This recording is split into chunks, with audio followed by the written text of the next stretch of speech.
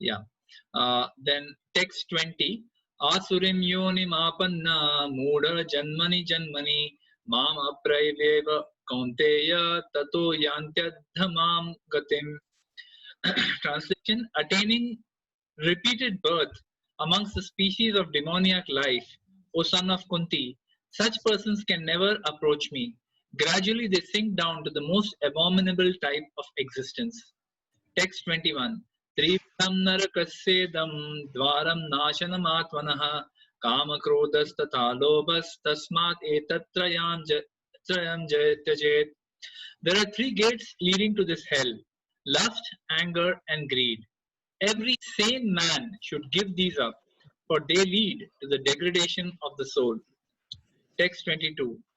एतैर् विमुक्त कौन्तेय तमो द्वारे स्त्रिभिर्नरः आचेति आत्मना श्रेयस् ततो याति पराम गतिम्. The man who has escaped these three gates of hell, O son of Kunti, performs acts conducive to self-realization and thus gradually attains the supreme destination. Text 23. Yah shastra vidhim usrijya vartate kamakartah na sasiddhim avapnoti na sukham na param gatim.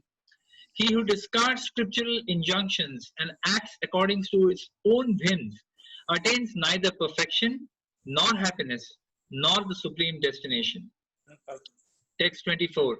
Tasmat shastram pramanam te karya karya vyavastito Jnatva Shastra Vidhanoktam Karma Kartum Iharasi. Translation: one should therefore understand what is duty and what is not duty by the regulations of the scriptures. Knowing such rules and regulations, one should act so that he may be gradually elevated. Om Agyantimirandhasya Jnananjanashalakaya Chakshurunmilitam Yena Tasmai Shri Gurave Namaha. Shri Chaitanya Manobhishtam Sthapitam Yena Bhutale Swayam Rupa Kadamayyam Dadati Swapadantikam Vandeham Shri Guruhu Shri Yuta Padakamalam Shri Gurum Vaishnavamscha Shri Rupam Sagrajatam Sahagana Raghunatham Vitam Tam Sajivam Sadvaitam Savadhutam Parijana Sahitam Krishna Chaitanya Devam Shri Radha Krishna Padan Sahagana Lalita Shri Vishakhan Vitamsha. He Krishna Karuna Sindhu Deenabandhu Jagatpate Gopesha Gopika Kanta Radha Kanta Namostute Tapta Kanchana Gaurangi Shri Radhe Vrindavaneshwari Vrishabhanu Sute Devi Pranamami Hari Priye Vamcha Kalpatarubhyascha Kripa Sindhubhya eva cha Patitanam Vebhyo Namo Namah. Nama Om Vishnupadaya Krishna Pristhaya Bhutale Shrimate Swami Niti Namine Namaste Saraswati Deve Gauravani Pracharine Nirvishesha Shunyavadi Paschatya Deshatarine Jai Shri Krishna Chaitanya Prabhu Nityananda Shri Advaita Gadadhar Shrivasadi Gaura Bhakta Vrinda Hare Krishna Krishna Krishna Hare Hare Hare Rama Rama Rama Hare Hare Hare Krishna Krishna Krishna Hare Hare Hare Rama Rama Rama Hare Hare Hare Krishna Krishna Krishna Hare Hare Hare Rama Rama Hare Hare. Vanchakalpatarubhasya Kripa Sindhu Evacha Patitanam Pavanebhyo Vaishnavebhyo Namo Namaha. Nama Om Vishnupadaya Vrishabhanudas.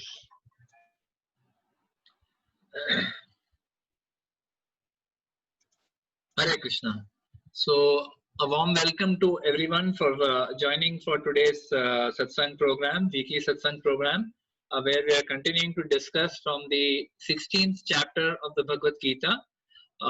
Very grateful to all of you for coming online like this and continuing to hear from the Bhagavad Gita and giving me the opportunity to serve all of you like this.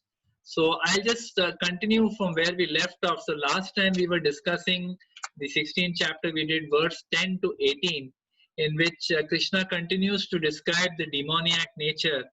And in that we saw how there was a whole cycle to the whole thing. It started with the point where a demoniac person, he or she, he sees sense gratification as the ultimate goal of life, and even till the point of death, such a person is unwilling to let go.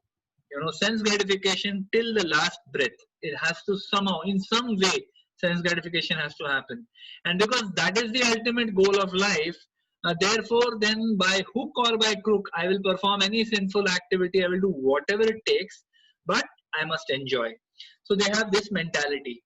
And then with this mentality, they get powerful, they become powerful, they perform sinful activity, they do wrong things, unethical things sometimes, and because of that they become very rich and powerful, and they think that, hey, I am God, I am the controller, I'm all powerful, I don't need to answer to anybody. They will stop caring for any authorities, they stop caring for scripture, and finally the end point of all this is they actually even deny God's existence. So the Lord describes that how this downfall happens. It starts from something which seems very normal. Sense gratification as a goal of life. Everyone wants to enjoy. What is wrong with that?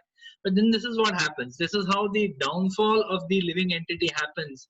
If they make everything in their life only about how I can enjoy my senses. So then we also compared last time, if you remember, how a devotee, in contrast, how a devotee behaves. On each of these aspects we discussed. So today in this last 6 verses of the chapter, what we will try to cover is basically when someone behaves in this kind of a demoniac nature, shows this kind of demoniac behavior, what is Krishna's reciprocation with them. Now, obviously in this chapter, the whole 16th chapter, he started by discussing what is the divine nature. Then he has in detail explained the demoniac nature. So obviously in previous chapters he has spoken a lot about how he reacts, how he reciprocates with those who are devotees, how he he cares for them, how he carries what they lack, preserves what they have. He's spoken about many ways in which he reciprocates with people who are devotional in nature, those who are favorable towards him.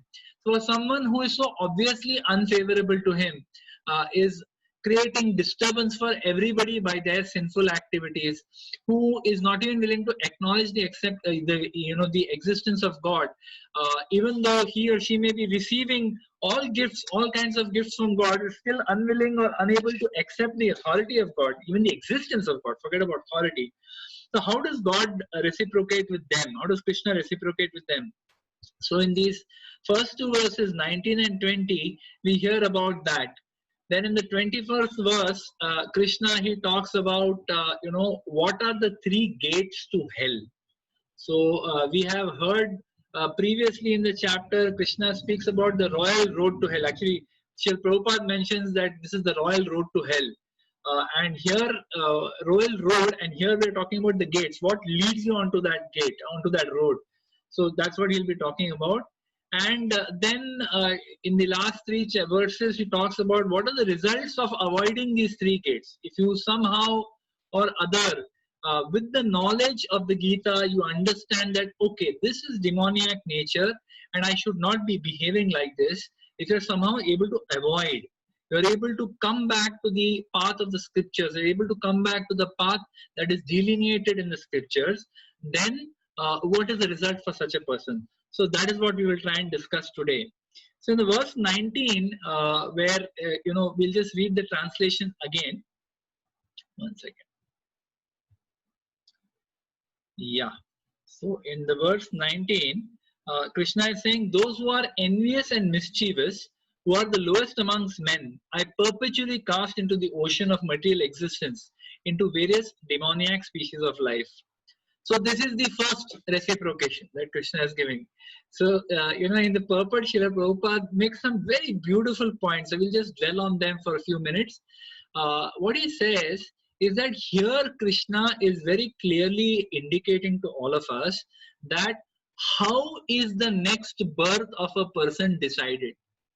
Whether you are a demoniac person in your nature or behavior or actions or whatever, or you're a very nice person, very pious person who follows all the rules, who's very nice, to everybody in society, or you're a pure devotee. In all cases, it is the Lord who decides what happens in your next life. Nothing happens without the sanction of the Lord, as we say. So even your next life is determined by two things. One is what activities you have done in this lifetime, and what kind of propensities, what kind of desires we have shown. So if we have been very sinful, very envious, and we have shown all kinds of very low desires, then it is but natural that in our next life, we are going to have those kind of bodies. It is impractical to expect. If a person is living in society and is unwilling to follow any of the rules that are set by the lawmakers of society. So whenever there is a society, there are laws.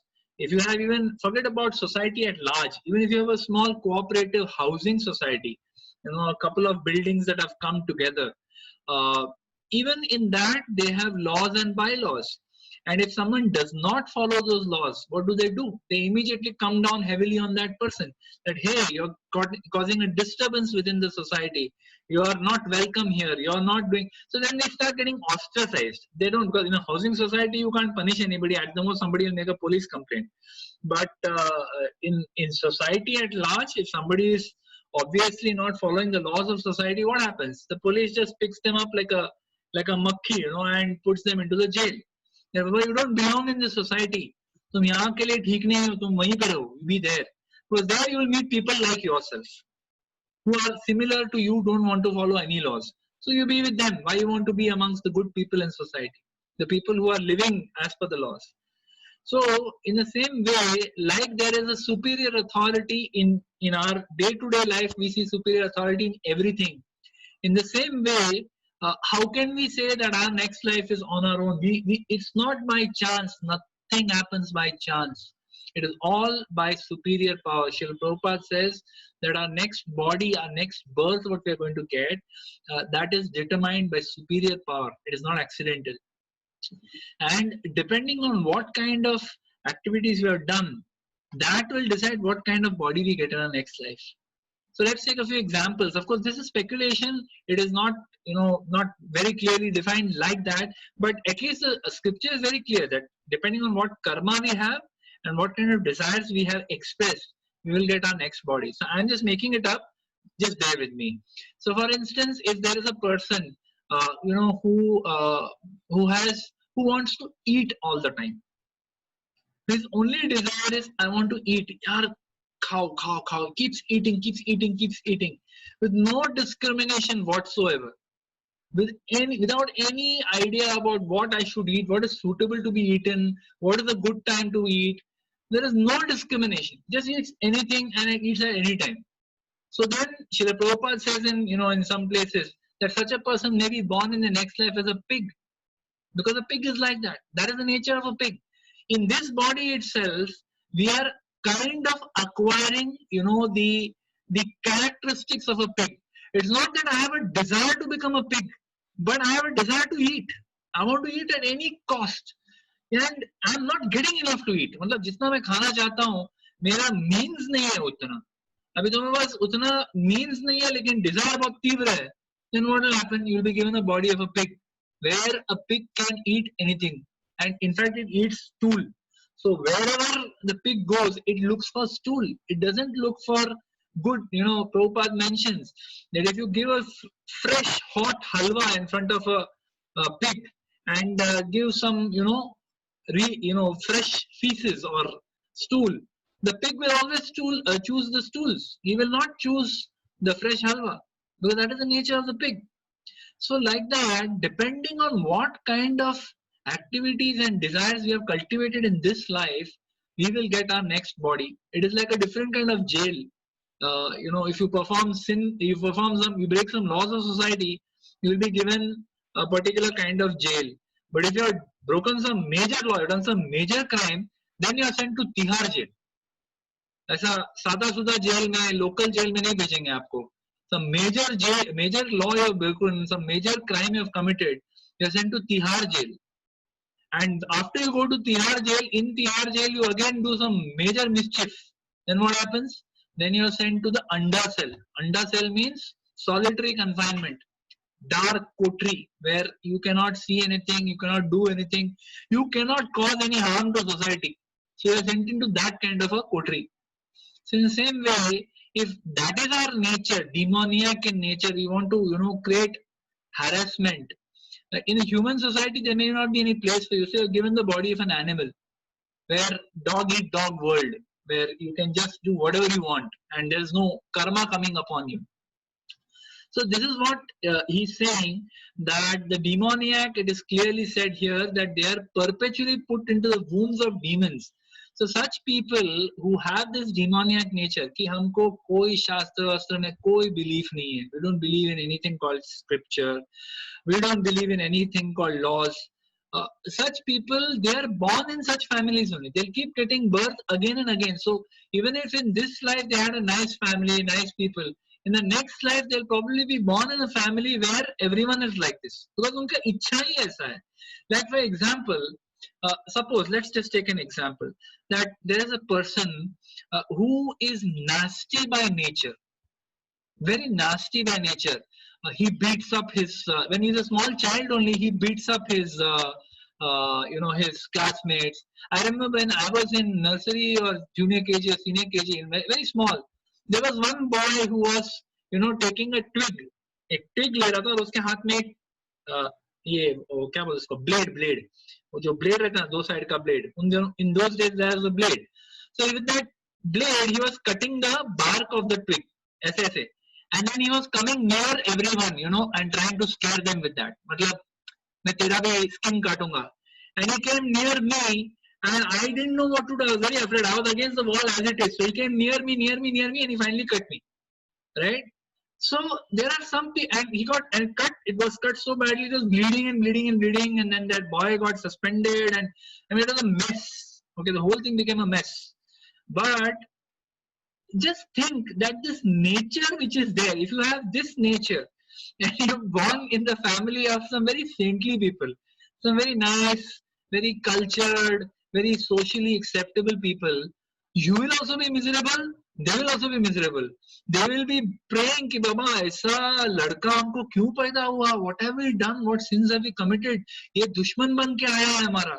They also don't want him, and he also doesn't want him. ये क्या कैसे parents है ये लोग? मेरे को मेरा, they don't allow me to express myself. They don't allow me to do anything. हर चीज में मेरे को टोकते हैं, हर बात में मेरे को करेक्ट करते हैं. So then उसका भी डिजायर है मेरे को ऐसे पेरेंट्स नहीं चाहिए, और पेरेंट्स का भी ऐसा डिजायर है कि मेरे को ऐसा बच्चा नहीं चाहिए. So what happens? Next life God says, Tathastu, be born in a family which is like you, demoniac. And in demoniac nature family, what are you going to do? Demoniac activities. You will do more and more of such things.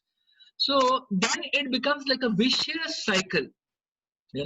That's what Srila Prabhupada mentions, that it becomes a vicious cycle. They just keep on going down and down and down, and they continue to be envious of God. ऐसा नहीं है कि after some time कि चलो यार बहुत time हो गया भगवान से दुश्मनी रख के, सोसाइटी से दुश्मनी रख के, अब मैं थोड़ा बदल जाता, बहुत हो, I think this is the time for me to now change my behavior. He never thinks like that. He never feels that I am in some way causing harm to society, let me change. He never thinks like that. He's always thinking that, who cares? I will do what I want to do. He's thinking like that. So then they keep falling down lower and lower and lower into lower species. So we'll discuss in the next verse. However, the same thing, you see that in other parts of the Gita, Krishna mentions that if there is someone who is who may be an unsuccessful yogi, like we discussed, that a person is demoniac, he'll be born in a demoniac family. However, if someone who is tried to be pious all his life, or has tried to become a yogi, tried to connect with Krishna, either through the bhakti process, or through dhyana yoga process, or through jnana yoga process, it's through some bona fide means, the person has tried to connect with God. After they complete their life, even if they have not been able to perfect their life, what happens?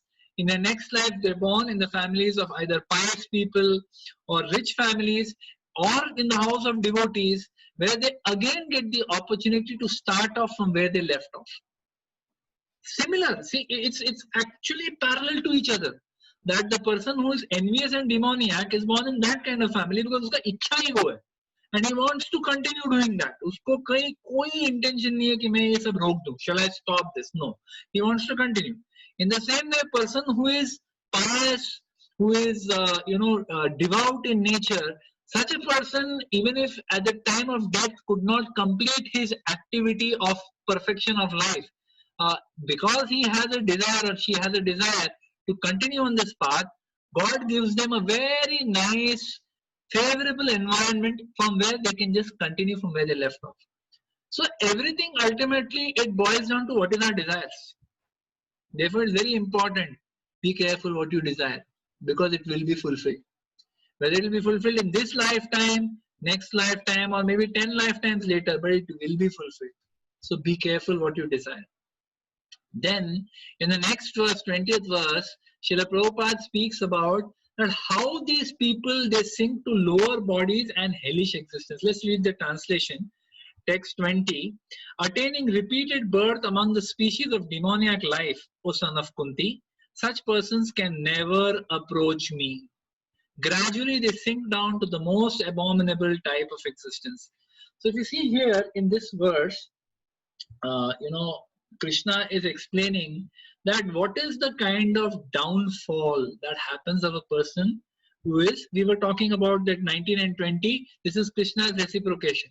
That if somebody is demoniac and is causing, hellish suffering to people in this world, ultimately such a person will sink into hellish existence himself.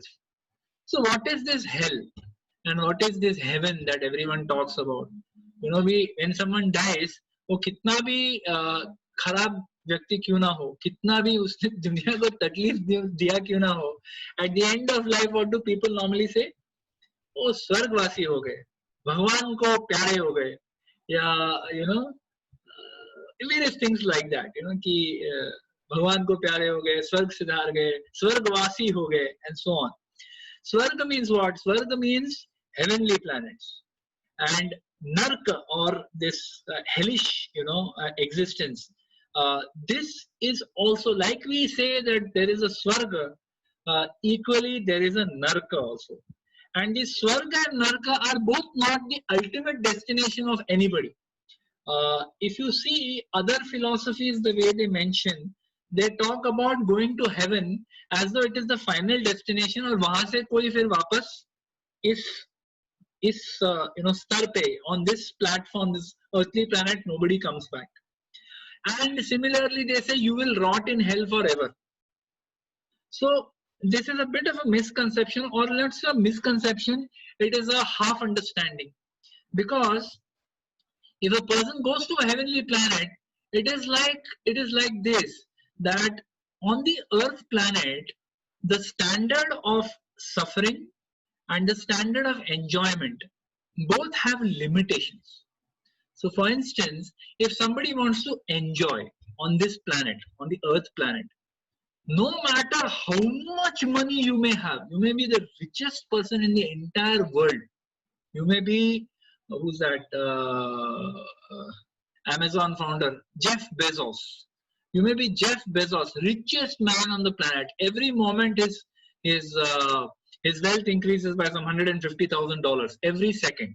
That's how rich this man is, right? Now, you may be any amount of rich. You may be the wealthiest man in the entire world. But how much can you enjoy? Kitna enjoy karoge?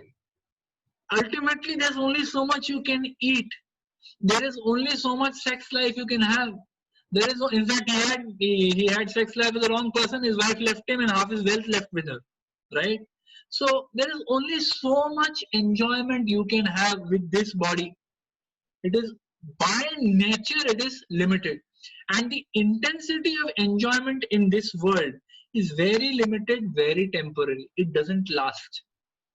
By contrast, the intensity of suffering that is there in this world is much, much more intense. His Holiness Radhanath Swami Maharaj had mentioned this once in a lecture, that the intensity of pleasure in this world is very limited, very short. It's very temporary, it doesn't last.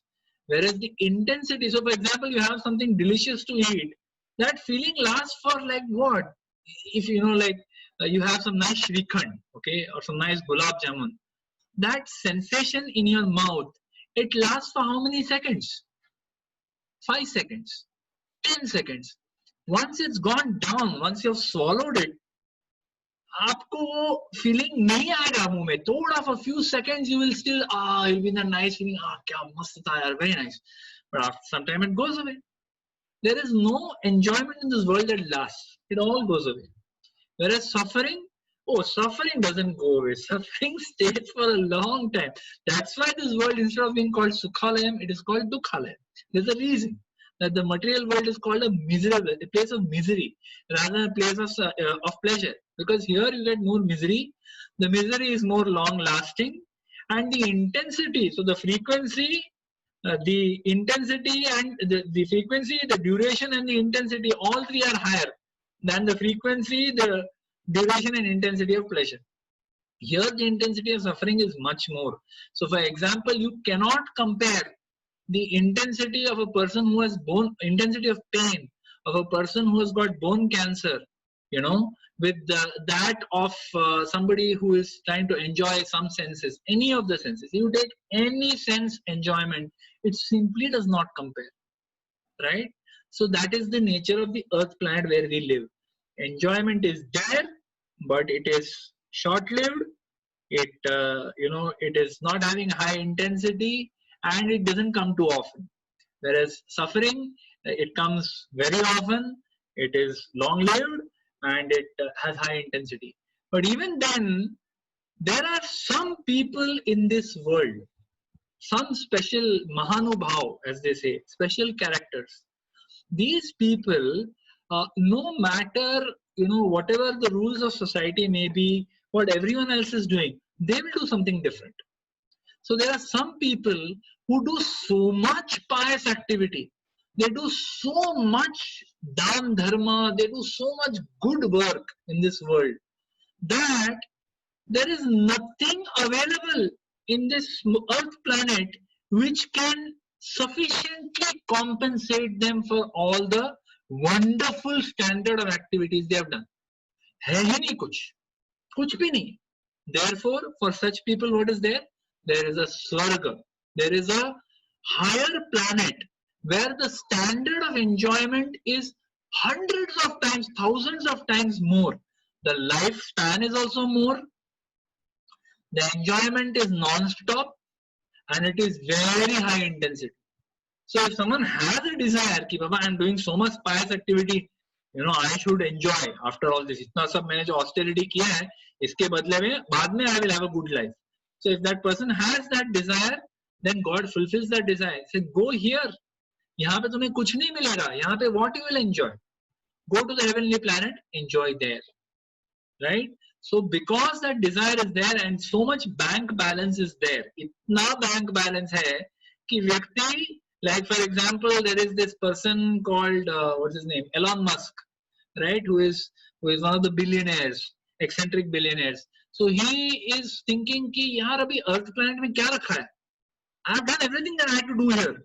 Now let's go to Mars. Let's go to another planet, right? So उसको यहाँ पे रह के भी अभी satisfaction नहीं मिल रहा. He wants to go somewhere else.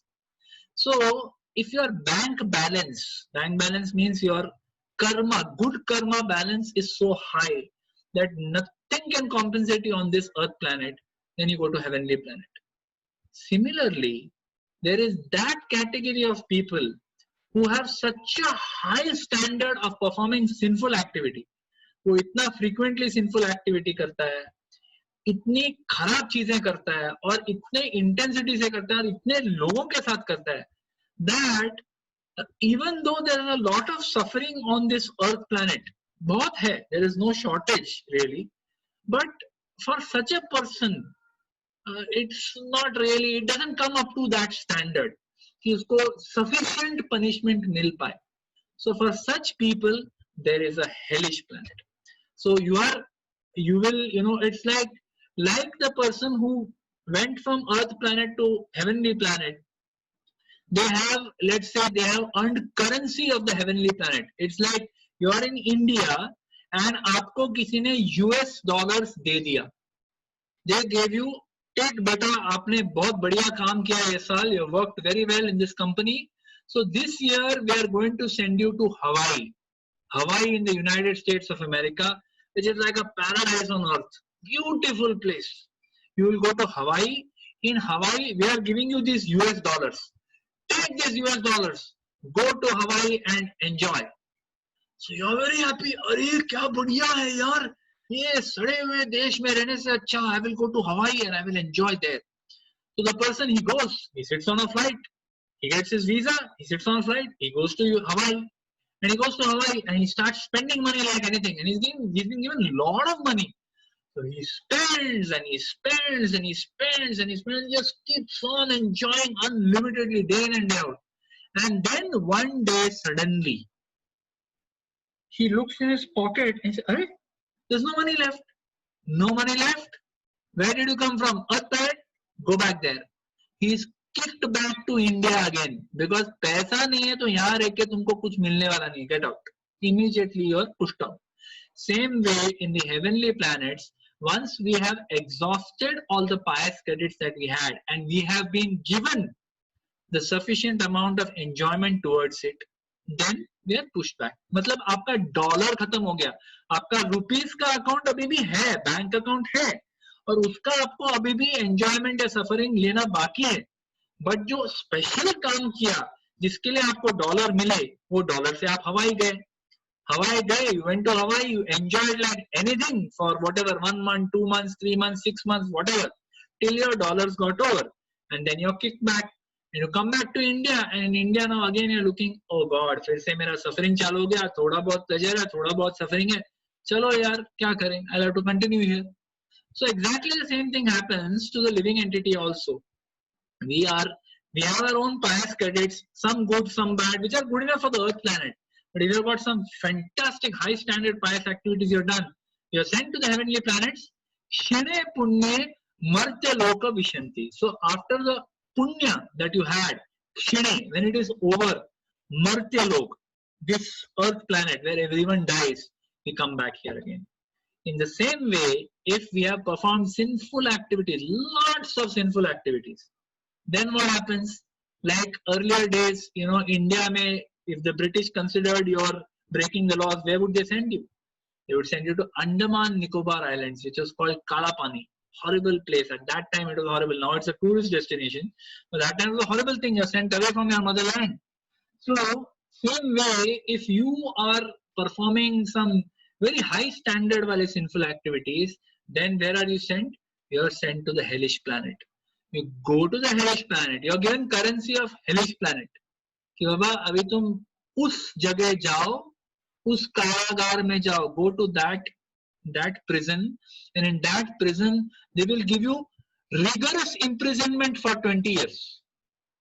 You know, like sometimes people get, no, they get a prison sentence that, what is that, 20 साल कैद बामुशक्कत, and you know, and some other like that things they say, or they say rigorous imprisonment for 20 years, meaning what? Not just ordinary prison, rigorous imprisonment means आपको वहाँ पे छलने वाले, they are going to punish you over there, they are going to make your life miserable, you will not have good food to eat, you will be treated like, it will be like hell, right? That is what hell is. You are sent to a place where you are given special punishment for all the special activities you have done. That is hell. So this is the reason why hell exists. This is the reason why heaven exists. This is the nature of enjoyment and suffering on this earth.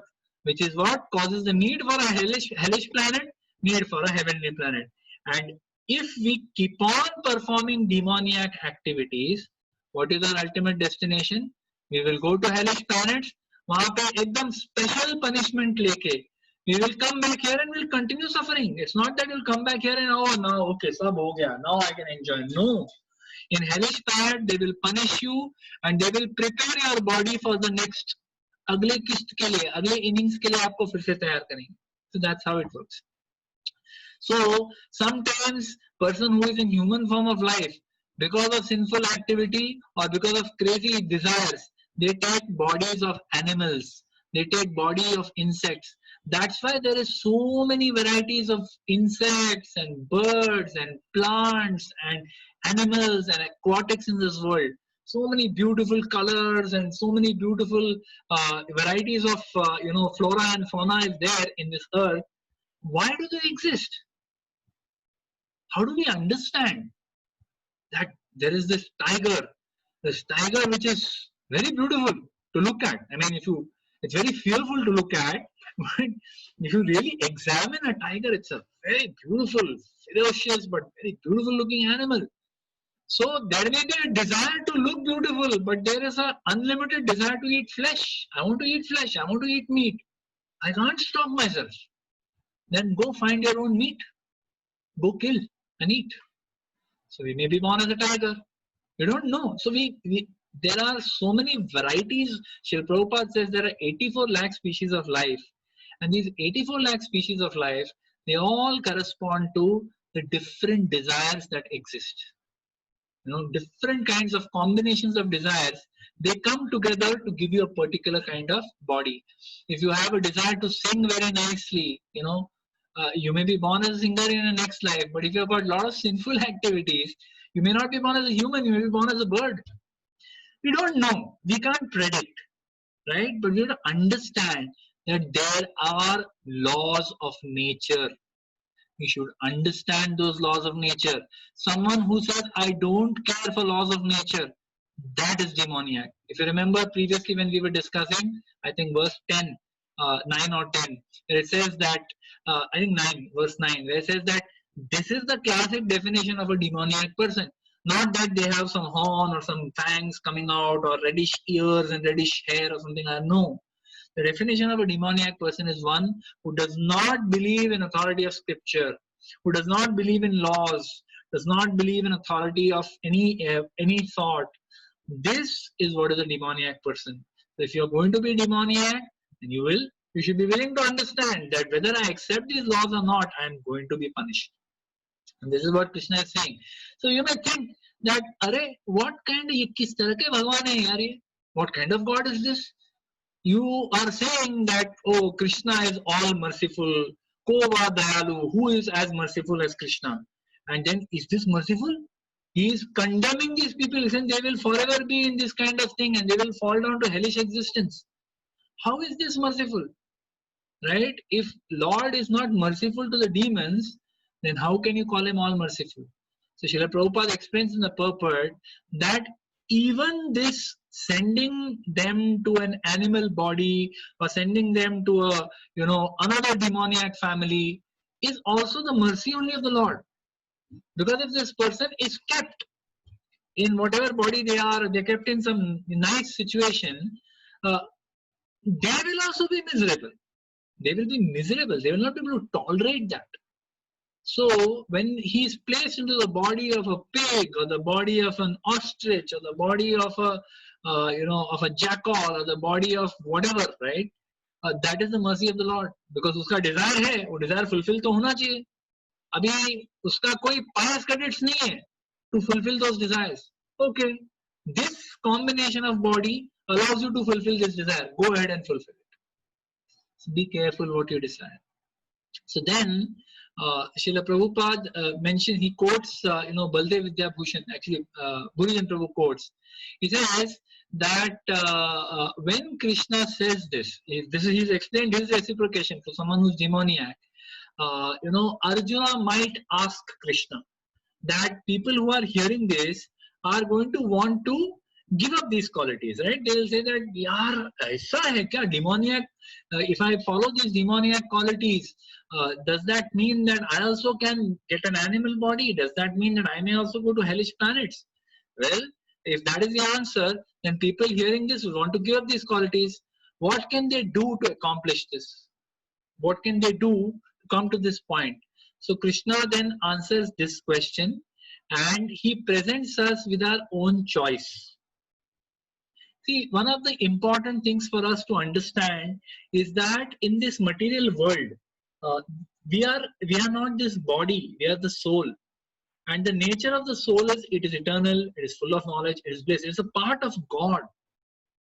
Therefore, it has the qualities of God. We may not be the same infinite, person like God. They are infinitesimal. They are very insignificant, but we have the same qualities. So, like God is eternal, the soul is eternal. Like God is full of knowledge, the soul is also full of knowledge. Like God is Anandamayo, He's also blissful in nature. The soul is also Anandamayo Bhyasat. He's pleasure seeking in nature. Like God is supremely independent, the spirit soul is also independent. And this is one thing that Krishna never takes away from you, your independence. There is always a choice. No matter how difficult the situation may be, no matter what your body parts are telling you to do, ki karo yahi karo. Your body parts are pushing you to do the wrong thing. Even then, there is always a choice.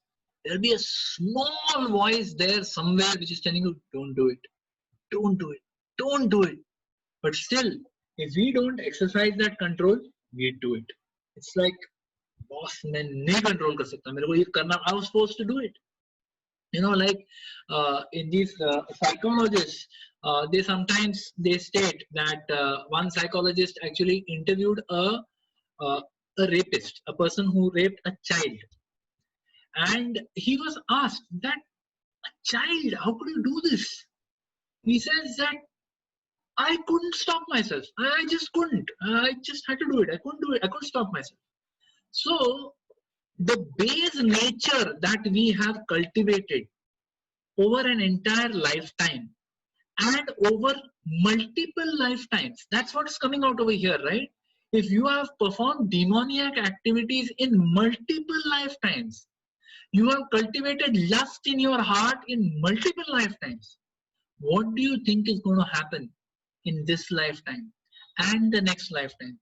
Unless you find some way to break the chain, it just continues going on and on and on. It's like a vicious circle going down, down, down, down, down. So Krishna, he presents us a choice. In verse 21, he says, he says, either adopt demoniac life and become degraded, go to hell, or reject it and obtain the supreme destination. So it is our choice. You may say that I am born in a demoniac family, मैं क्या करूं? मेरा तो upbringing ऐसा था, मैं क्या करूं? What can I do? My circumstances are like this. Yes, it may be so, but as human being, it is our responsibility to first educate ourselves. Animals cannot educate themselves. Animals cannot understand what is the purpose of life. They cannot understand that, what is the purpose? Why am I born? Why am I suffering? What can I do to come out of the suffering? Animals are not able to understand this. But human beings, because of their superior intelligence, they have an opportunity to do this. Right? So it is our responsibility as human beings to do this. To identify what is the right thing to do and then do it. So in verse 21, let's read the translation. Verse 21 says, there are 3 gates leading to this hell: lust, anger, and greed. Every sane man, sane. We say, what's the opposite of insane? Sane. What's the opposite of sane? Insane. So every sane man should give these up, for they lead to the degradation of the soul: lust, anger, and greed. Now, it is possible to have one lecture on each of these qualities, but I don't want to spend so much time because most of them are self-explanatory. We understand because we can identify with these qualities.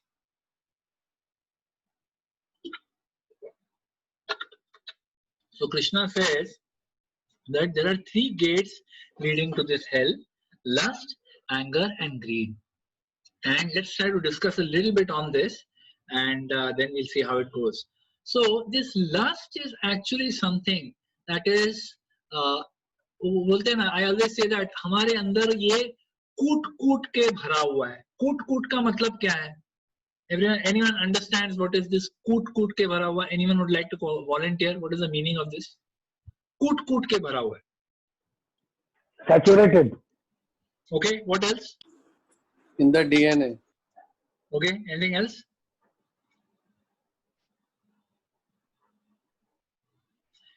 Over a period of time, it has been, reinforced again and again and again. Okay. Okay. So it comes from, this, ये जो हम लोग, we talk about in Damodar Astak about this wooden grinding mortar, you remember? So उसमें जो हम लोग मसाले, जो अक्खे मसाले, वो जो खड़ा मसाला बोलते हैं, उसमें डालते हैं, and then उसको कूटते हैं, कूटते means you bang it so that it becomes powder, and वो पाउडर होने से उसका वॉल्यूम कम हो जाता है, right? if you take some masalas, खड़ा masalas, when you just throw them in that grinding mortar, it will occupy the full space. Like if you take pepper or you take cardamom and you try to powder it, it occupies a lot of space. So what do? You keep banging. The big piece becomes smaller till it becomes powder. When it becomes powder, it occupies very little space, right? So हम लोग ऐसे हैं, हमारे अंदर already lust है, लेकिन और lust को भरने के लिए, so that we can make space for more lust, हम लोग उसको कूट के अंदर डालते हैं. We just literally make space in our heart for lust. We are doing whatever it takes to increase lust in our heart, knowingly, unknowingly. And this is our problem. This is one of the reasons why Krishna says that lust is gate to hell, because lust is endless. It is not that okay, I am feeling very, some very strong desire in my heart, I think I should fulfill it. There is a philosophy which says कि यार एक कोई desire है ना, तो उसे fulfill कर लेना चाहिए. Don't अपना मन मारना नहीं चाहिए. अपना मन मार के just sitting like that, that's not a good idea. अपना मन मत मारो, अपना desire को fulfill करो. That's what many people say. But interesting part is, even when we fulfill that desire, is your heart satisfied? Sorry, sir. Dil mange more. The mind says, the mind says, that was amazing. Give me more. Or the mind says, मजा नहीं आया यार. Maybe you should try again. एक और attempt मार के देखते हैं, शायद ये बार अच्छा लगे. The mind will never say कि, अरे, see, you put so much effort, इतना मेहनत किया तुमने for getting this enjoyment, and you didn't even enjoy. Wasn't it a foolish endeavor? Mind will not tell you that. Mind will tell you, अरे boss, तुमने कुछ गलती किया रहेगा. That's why you didn't enjoy. Try again. This time you'll enjoy. So this is the mind for you. It is like an animal which is never satisfied. No matter how much you feed, the mind will always say, give me more. It is, Srila Prabhupada says, trying to fulfill lust by satisfying it is like saying that I have got a fire, and in that fire I will pour some fuel, and by pouring that fuel the fire will become satisfied. It will be extinguished. No sir. By pouring fuel into that fire, the fire becomes hungrier. It becomes bigger. And many people who might have had bad habits in the past will be able to testify to this. If someone has ever smoked, once, twice, and gets into a smoking habit. You know, I have a lot of friends, lot of colleagues, you know, who have a smoking habit.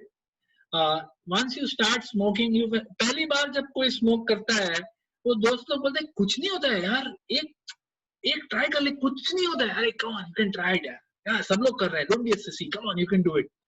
And everyone, you know, under peer pressure, they take it and they try.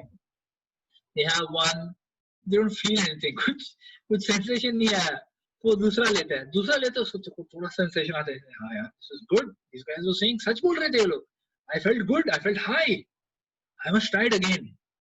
Next time he takes, again he has to have two, he has two. Third time he takes, or maybe not third, maybe 10th time he takes, after two he doesn't feel anything. So he thinks कि क्या हो गया यार, दो पिया कुछ feeling नहीं आया, let me try third one.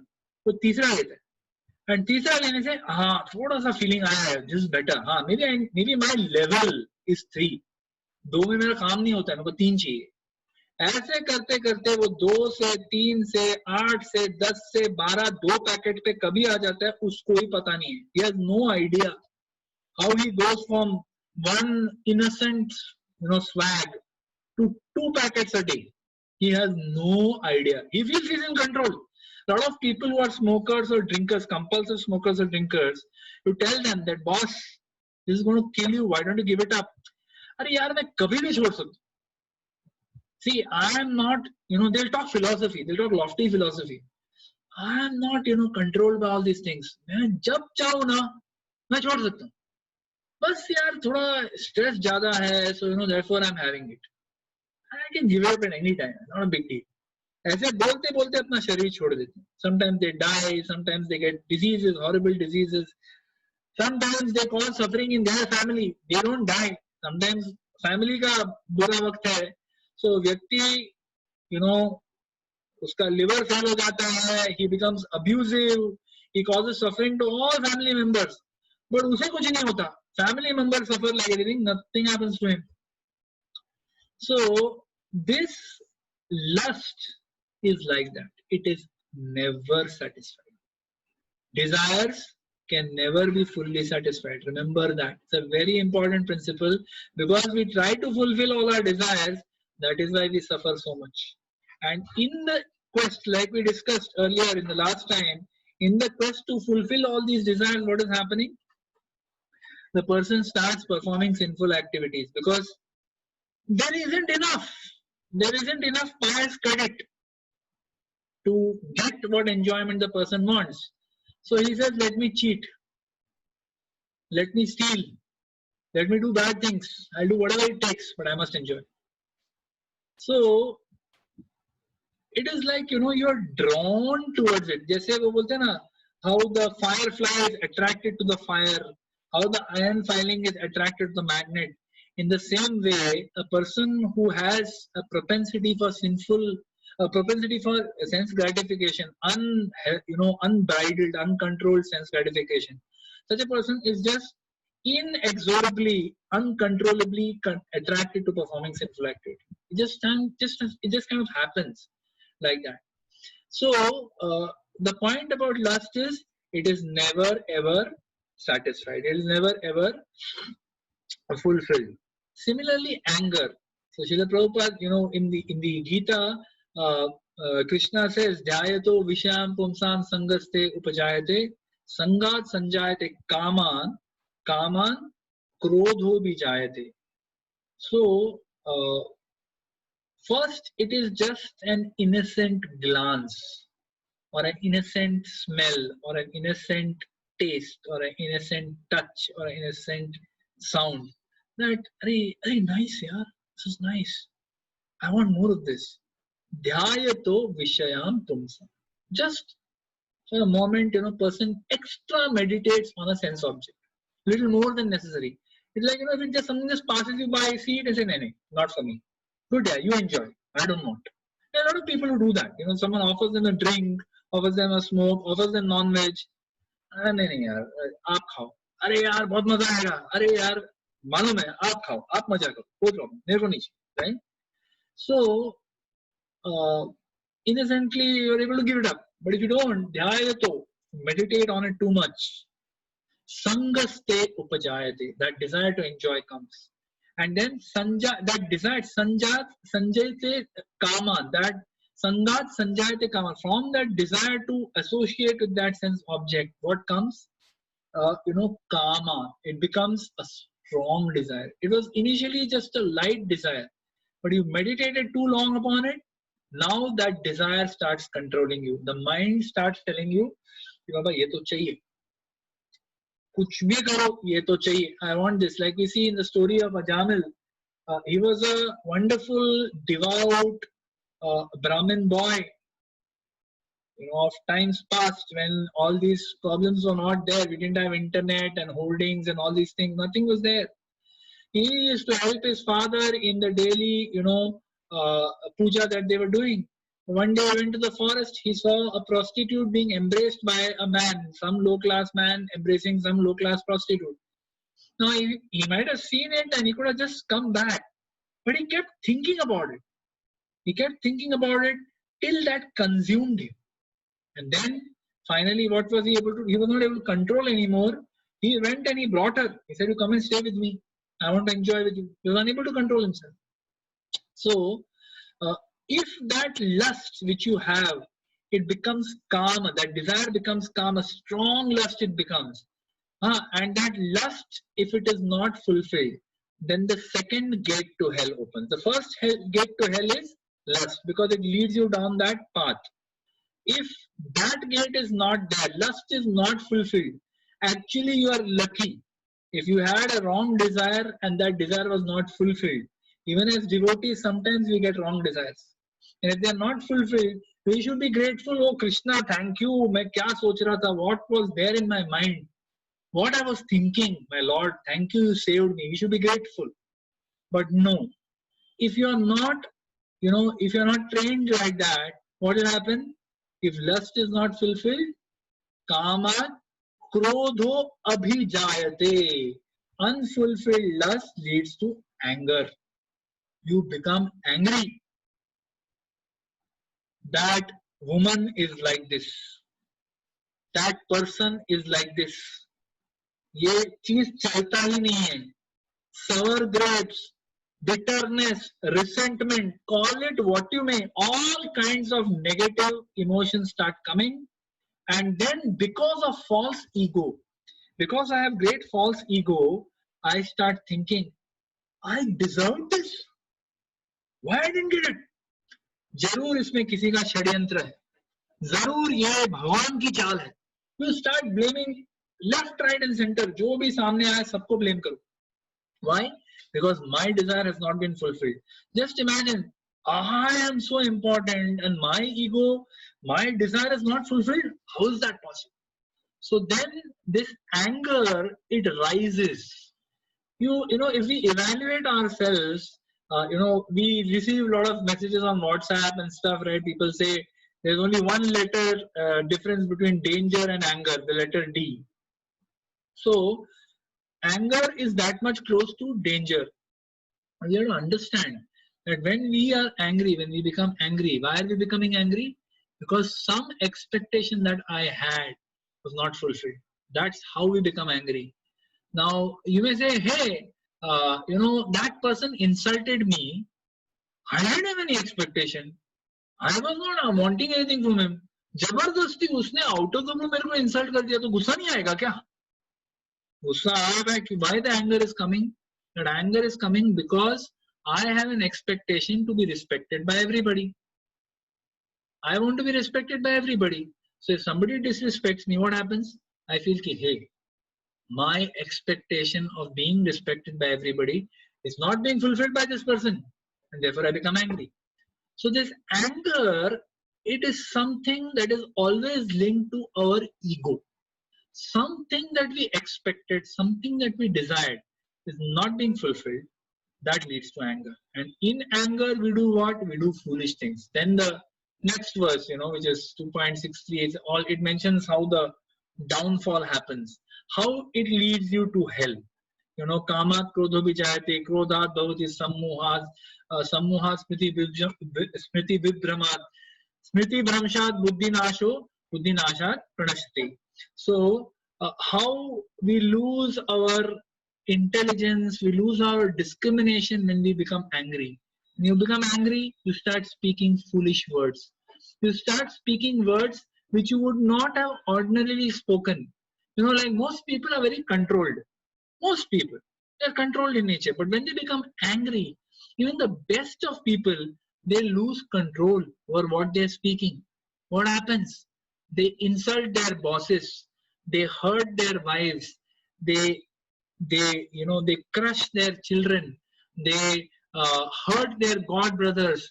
They do whatever they want because they have lost control. Smriti Bhramshat Buddhi Nasho. Buddhi Nasho means what? The intelligence is destroyed. You forget who you are. You forget सामने वाला कौन है. सब भूल जाते.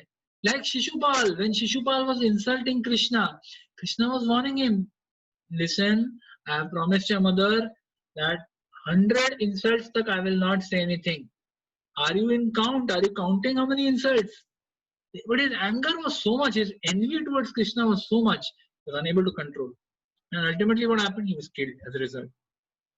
So, Buddhi Nashat Pranashyati. So again, this Pranashyati means what? Destruction. Royal road, gate to hell. So again, anger is something which is a demoniac quality. We have to control it. Otherwise, it will lead us to hell. Then, greed. Greed is the third gate to hell. Which we say again, greed is again something that is unending. There is no end to greed. Like we, I think, discussed last time also that there is enough for everyone's need in this world. There isn't enough for one person's greed in this world. So there is so much greed. There's so much unlimited greed in this world that nobody is able to control. Nobody is able to stop themselves. It's we may think of it as something very innocent. कि यार अभी यहाँ पे मेरे plate में किसी ने 4 पूरी डाल दिए, 4 puris. Okay, so if one looks at it from the eyes of a scientist or a dietitian, 4 puris means already you have crossed. Limit already cross हो गया है. जितना आपके शरीर के हिसाब से जितना कार्बोहाइड्रेट आपको लेना है, जितना फैट्स आपको लेना है, इस मील के लिए you have already crossed. Not even counting what sabji you ate with the puri, what amras you had with the puri, what dal you ate with the puri, वो सब गिनती में नहीं है. Just the puri is enough, right?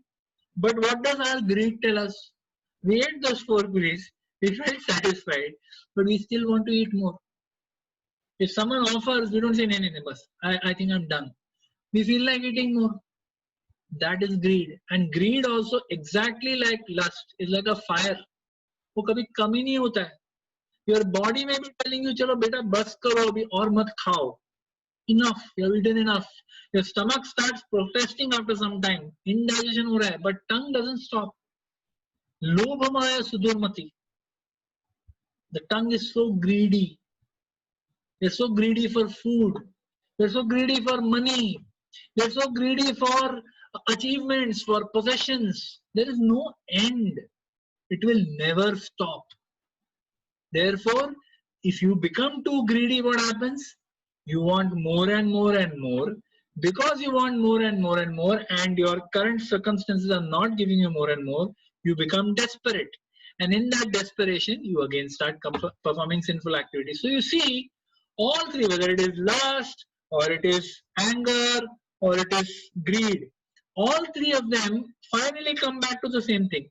That person starts performing sinful activities, starts breaking laws, starts doing things which he would regret under normal circumstances. And then he goes into the path of hellish. And Gurujan Prabhu brings up a very interesting analysis on this verse. He says, unfulfilled desires lead to anger. We already discussed that. Then, is it that if my desires are fulfilled, then I'll be okay? He says, no. If you have unfulfilled desires, you become angry. But if you have fulfilled desires, over a period of time, you become greedy. कि एक बार desire fulfill हो गया, फिर से होना चाहिए. फिर से होना चाहिए. Again and again, my desire should be fulfilled. So you're not able to stop. And then that gives rise to moha or illusion. So how the 6 anarthas come out of 1? It started from lust. वहां से either anger आया या दूसरा path में greed आया. So if you have unfulfilled desire, anger, fulfilled desire, greed. Too much greed leads to moha, illusion, and you lose your discrimination. You're in illusion. You feel ki yaar, life is meant for enjoyment. Let me enjoy. Enjoy, and you lose your discrimination. And then what happens? Because you're getting that enjoyment, if you remember that Ishwaroham, Aham Bhogi, Siddhoham, Balavan Sukhi, we were discussing in the previous 16th chapter, I think 13th or 14th verse. So we were discussing. So you become proud that, hey, all my desires are being fulfilled. Bhagwan se kam ho gaya? You become proud. So the 4th anartha has come. The 5th actually. Lust ho gaya, greed ho gaya, anger ho gaya, illusion ho gaya. Now pride has come. And pride mein what happens? You become so puffed up. I don't care for anybody. I don't give a damn about anybody. You become so proud. Again, you go down to hellish behavior. And then finally, he mentions that the envy is the mix of all these 5 anarthas. All these 5 anarthas, if you take a melting pot and you mix all lust, anger, greed, pride, illusion, you take all these 5 and put them in a melting pot, what comes? Envy. So these envy manifests fully. So he makes the point that all these demoniac qualities are rooted in lust. So the first trigger itself, dhyayato vishayam punsam, wahi pe kaat do use. The first trigger that is coming for you wanting to enjoy, some desire you want to enjoy, wahi pe tar kaat do. Because nahi to it is going to lead to feeding all the other anarthas. Either anger will be fed, or greed will be fed, or illusion will be fed, or pride will be fed, or your false ego, your envy will be fed.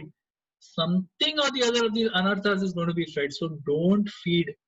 First instance you see that this is coming up, wahi pe tar kaat do.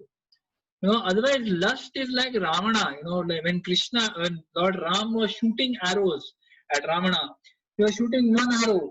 He shot one arrow, killed one, removed one head. Whoop, one more head would come. He shot that head, another head would come. So it was like unlimited heads. So lust is like that. If you think that I will suppress, and I will not eat, nahi hota, it keeps coming up. So it's not about suppressing our desires. Srila Prabhupada teaches us that we have to dovetail our desires. Dovetail your desires in what? In Krishna. Try to get the higher taste. Raso varjam rasopyasya param drishtva nivartate. Once we get a higher taste of Krishna consciousness, then these lower tastes of lust, anger, greed, envy, pride, illusion, they will not affect us. They will affect us. They will still they will affect us, they will not afflict us. They will not make us miserable. We'll be able to tolerate, ki baba, dekho, I'm such a fallen soul, still I'm affected by lust. But at least you'll be able to ignore it. You'll not act on it like that. So what are the results that avoidance of this gives us? Let's just quickly go through. So in verse 22, let's read the verse once again. So verse 22 says, the man who has escaped these 3 gates of hell, O son of Kunti, performs acts conducive to self-realization and thus gradually attains the supreme destination. So a person who is able to control these urges. These are like urges. अंदर से एक urge आता है. वाचो वेगम, मनसा क्रोध वेगम, जीवा वेगम, उदरपस्त वेगम. Right? So these are vega, urges that are come from. अंदर से वो ऐसा एक suddenly ऐसा बाहर आ जाता है. Here is a sense object, now I must enjoy. So this is how the mind forces you to think. And you have been thinking like that for lifetime after lifetime. Be it in the human body, be it in an animal body, be it in a fish body, in whatever body you have been, reptile body. When a male reptile, male lizard sees a female lizard, he is agitated. You see the same lizard, you don't feel anything. But that male lizard is agitated when he sees a female lizard. Right? Millions of lifetimes you've been doing the same thing. So that conditioning is very strong. It's not going to go away, right? But our choice is clear. What Krishna is saying, he's saying that if you are able to avoid this, right, then the path of liberation opens up for you. So, it is mentioned by Gurujan Prabhu, our choice is clear. Choosing to escape the banyan tree of the material world entails choosing to free ourselves from lust, anger, greed, illusion, pride and envy. Yet, contemporary civilization, what does it do? What does our civilization do? It is demoniac. We have to recognize what is our enemy. Who is our enemy? Our enemy is not just inside. It's not just outside, it is inside also. But it's not just inside, it's outside also. Both ways. Outside the civilization is actually encouraging you to be lusty. It is encouraging you to be greedy. You must have this. Don't be satisfied with one home. You must have a second home. Don't be satisfied with your savings. Grow them. Don't be satisfied with sending your children to a postgraduate college in India. Send them to the US. Send them to Australia. Don't be satisfied with sending your child only for post-graduation to US. Send them for undergraduate. There is no end. The world will keep on encouraging you. You can afford it. Take it. Enjoy like this. Get the prestige of telling people, my son went to Urbana-Champaign College in US for his engineering, for his undergraduate engineering even there, not for postgraduate. Get the pleasure of saying that, right? So the world is like that, demoniac, constantly, explicitly. It is encouraging you to cultivate lust, anger and greed. वो आपके लिए ऐसा gate खोल के रख रहा है कि बाबा this gate you will get lust, this gate you will get anger, this gate you will get greed. Take these gates, जाओ, कोई problem नहीं है, right? However, if we simply and very sincerely follow the path of bhakti, what Prabhupada is explaining the purport is, if we follow the path of bhakti within the confines of the varnashram dharma, we discussed varnashram a couple of times earlier. If we follow the varnashram dharma and the path of bhakti, we are assured of liberation. Then in verse 23 and 24, Krishna offers us two verses as conclusions to this chapter. So one, he says, he gives a negative spin. In 23, he gives a negative spin to bring our activities in line with what is there in Shastra. That means, to what we said, that one who does not follow activity of Shastra is demoniac. And one who does is not demoniac, is divine in nature. So then first he makes a negative statement, then a positive statement. So let's just read quickly. So verse 23 says, he who discards scriptural injunctions and acts according to his own whims attains neither perfection, nor happiness, nor the supreme destination. So he says that this scripture, it is given to human beings for a reason. Why it is given? So that we can follow rules and regulations. When we are sent into this material world for the first time, we are sent along with scripture. Scripture is already there. It is eternal. So that scripture is given to us why? So that we can follow the rules and regulations and live a relatively happy and fulfilling life while we are here. So scripture, if everyone were to follow, just imagine if they were all law-abiding citizens, we discussed last time also, if everyone has good civic sense, everyone in society is law-abiding, nobody is greedy, nobody is lusty, nobody shows anger. What a lovely society it would be. So lovely. Everyone would be so happy. A woman would not have to worry about, अरे मेरे को कोई देख तो नहीं रहा है. I've come out of my house without anybody. I've come out alone. It's already 8 o'clock at night. They are always so worried because moment a woman comes out alone, unprotected, 100 people are watching her. Imagine if lust was not there. Because scripture mein likha hai, don't be lusty. And everyone follows it. But that is what is Satyuga, where everyone lives as per scripture. And this is what is Kalyuga, where no one lives by scripture. Everyone is demoniac. To varying extents. Some are extremely demoniac and some are less demoniac, but everyone has it inside. Demoniac instinct, everyone has. Like we were discussing all the demoniac qualities, I'm sure many of us we were able to identify. Ki, haan yaar, mere andar to ye hai. But that's the point. Scripture is given to us, rules and regulations are given to us. Why? So that we can live happy, fulfilling lives while we are here. And ultimately, by reading scripture, we also realize that actually, material world is a miserable place. This is a temporary place. It's a miserable place. Why not I leave this place and get liberated? Let me get out of the cycle of birth and death. I don't want to be born as human being again. I don't want to be born as a plant or as an insect or as a reptile or as an animal or a bird again. I don't want this. Can I get out of this body? Can I go back to Godhead? Can I be liberated? That's what scripture is ultimately meant for. One, to live peacefully, have a happy, fulfilling life, but ultimately change your aspiration, aspire to get liberated. So everyone is expected to follow. But one who discards these scriptural injunctions, who disrespects it, he acts according to his own whims. What is the meaning of whims? Whims and fancies. मतलब, मुझे जैसा करना है मैं वैसे करूँगा. मुझे कोई फर्क नहीं पड़ता है. You may set some laws, but I don't care. I will do what I want to. Right? A person who thinks like this, what is explained in the verse, he attains neither perfection nor happiness nor the supreme destination. मतलब वो यहाँ पे रह के भी वो सुखी भी नहीं रहता है. He is not happy because he is not following the the rules, the laws of society. What happens? Everyone will keep looking down upon. कोई उसको love and respect देगा नहीं. People may respect out of fear, but he also knows that's not genuine. He enjoys that feeling because he's demoniac.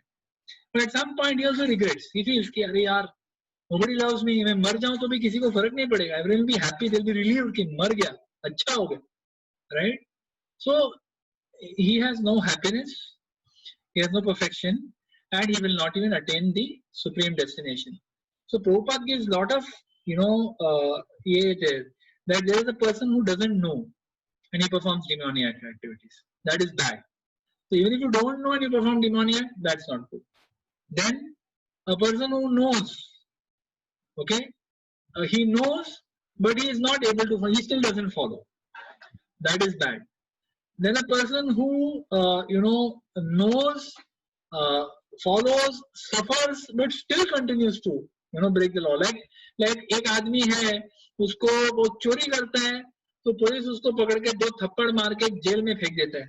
He comes out and on the way out वो police वाला जो बैठा है उसका wallet चोरी करके बाहर आता है. Again उसको पकड़ के मार के अंदर फेंक देते हैं. Because he is unable to control himself. Right? So for people who act according to own whims and fancies, suffering is built in. They are going to suffer. They cannot, either they suffer now or they will suffer later, but they are going to suffer. There is this story about, I may get it wrong, somebody who knows the story correctly, please correct me if I get it wrong. So there was a sadhu, who was going along with his disciple, walking along with the disciple, and he sees 4 people and he makes 4 different statements. So first he sees the son of a very, very rich man,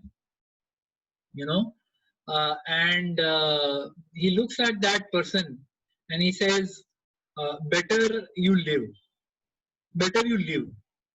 And then little forward he goes and he sees the son of a very pious and very devout Brahmana, who is extremely poor, very, very poor, not able to even have 1 square meal a day. So his son is going there, he's emaciated and but living a very pure life. So the sadhu says, better he dies. Then after some time, he sees a butcher who is killing goats, killing cows, is suffering all around. His whole body is covered in blood, and the the stool of those animals and all the tissues of those animals all over his body, shrieks and cries of dying animals. This is how he is there. This is what the butcher is doing. So the sadhu says, neither you live, neither you die. Neither you live, neither you die. And then fourth, he sees a devotee, a Vaishnava. And he sees the Vaishnava and he says, either you live, either you die. So now his disciple is very curious. कि क्या चक्कर है, क्या बोल रहे हैं यार, ये तो समझ नहीं आया. What is this? So the sadhu explains to him. He says the first person was the son of a rich man who is enjoying like anything, unbridled, uncontrolled sense gratification. Why? Because उसका past credits both है previous life का, तो वो enjoy किए जा रहा है. तो उसको I said better you live. Why? Because all the sinful activity you're doing now, after you die, you're going to suffer. So जितना जियो उतना अच्छा है, better you live. Right? Then for that Brahmana boy, he says better you die. Why? Because that person is living an extremely pious life, but he's suffering like anything in this life. He doesn't even get to eat food properly. So better you die. Why? Because if you die, after you die, because of all the pious activities you've done, next life will be very nice, very happy, at least materially happy life you will have. Then for the butcher he says, neither you live, neither you die. Why? Because whether you are while you are living, you are surrounded by suffering. There is only misery all around you, and you are cause of that misery. Right? So it's a miserable life. Butcher's life is a miserable life. Because you're killing people continuously, you're seeing suffering of people. It's a miserable. So neither you live. And he said neither you die also, because after you die, all the animals that you have killed, you are going to suffer because of that. Terrible suffering awaits you. So neither you live, neither you die. And then finally for the devotee, he says, either you live, either you die. Makes no difference. Why? Because a Vaishnava, a devotee, while the Vaishnava is living, he is giving his life for the service of his Guru, for the service of Krishna. So whether he is suffering or enjoyment makes no difference to him, because he is focused on only one thing. How can I please the Lord? How can I please my God brothers? How can I please my Guru by my activities?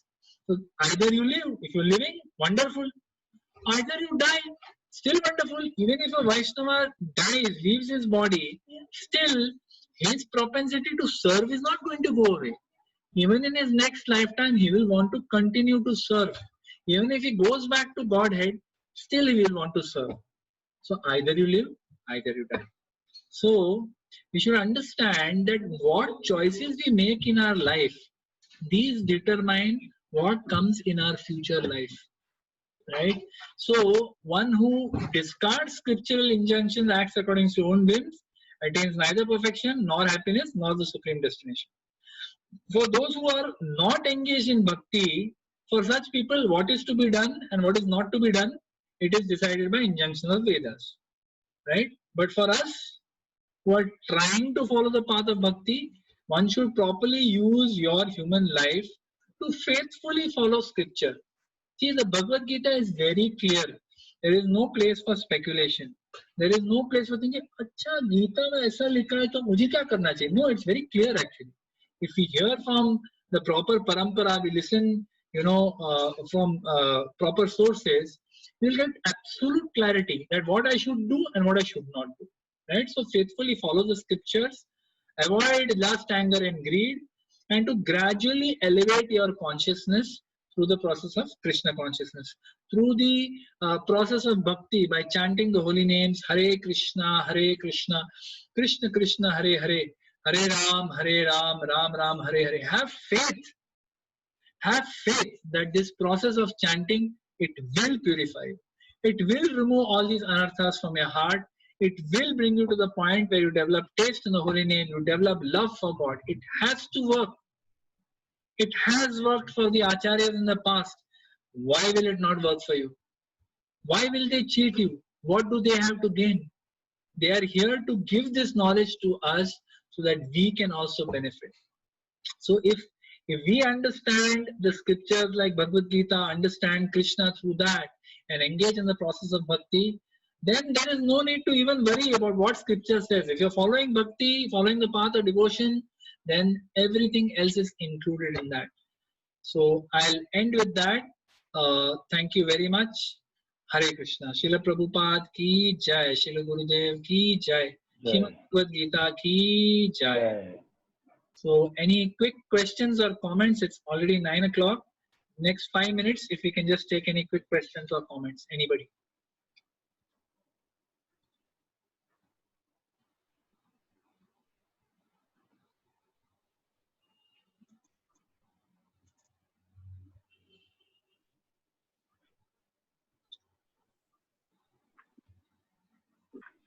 Hi, Siddharth. Yeah, hi Ramesh. Hi.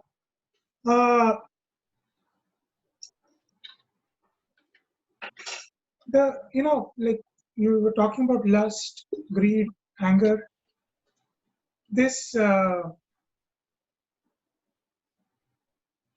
what is the root of, having those lust in us? Yeah, good question. So basically, if you look at it from point of view of where does this lust come from? See, it is coming from the propensity of the soul to enjoy.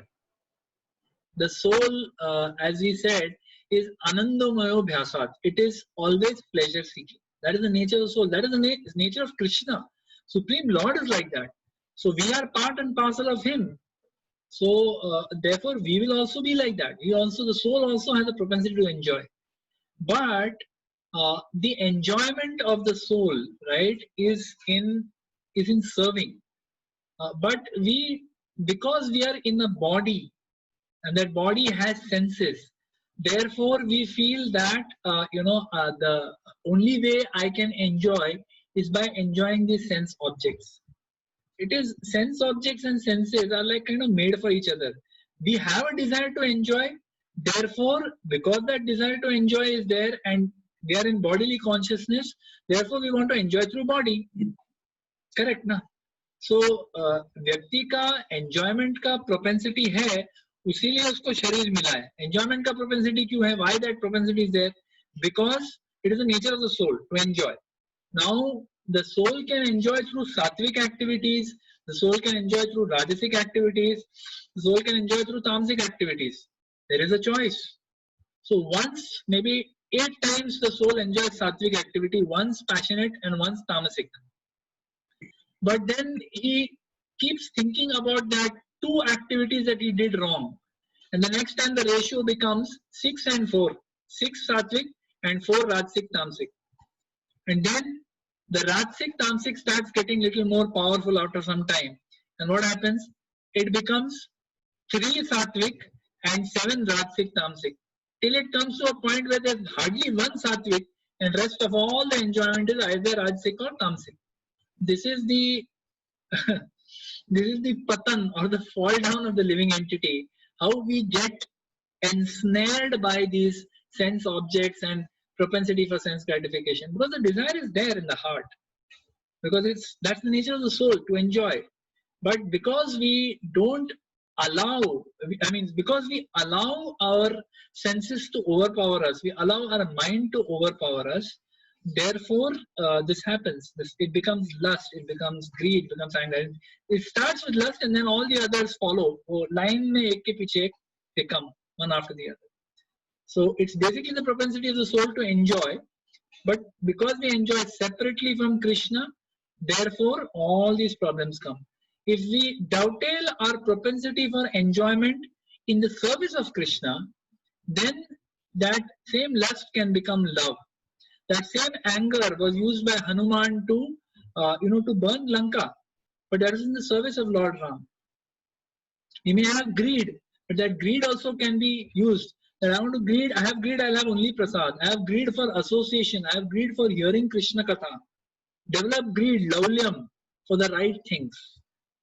So all these propensities, like they are engaged in the sense objects of this world, they can also be engaged in the service of Krishna. That is our choice. How do we make that choice?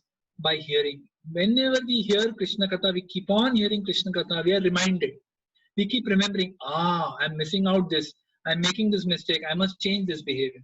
So by hearing again and again, we are able to change our behavior. Does that answer your question? Yeah, it does. Thanks. Thank you. Any other questions, comments, anybody?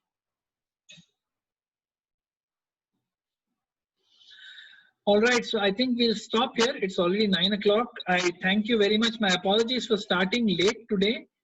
Basically because I was attending a very nice training myself, which got over at 7:30. So I was not able to start at 7. So my apologies for starting a little later today. I thank you very much for your time. And I hand over to Brahme Prabhu for any announcements for the week. Hare Krishna. Hare Krishna, Prabhuji.